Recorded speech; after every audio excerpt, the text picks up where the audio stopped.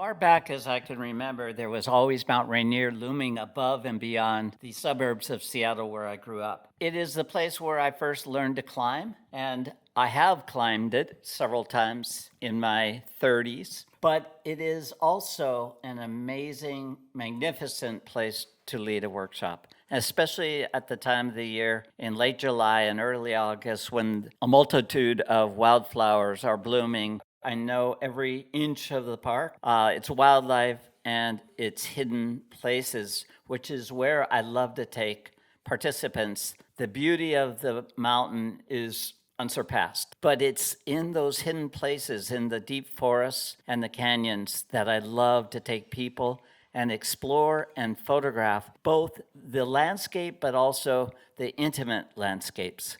This is a place that I return to multiple times during the course of a year, and I love taking people that have never been there, oddly enough. For the first time, they see this looming mountain with its glaciers. At sunset and at sunrise, it's a light show. And I love the whole experience. If I spent 1 year without going to Mount Rainier, I would be remiss. It is always going to be a place until I can no longer walk. I can always see the mountain beyond.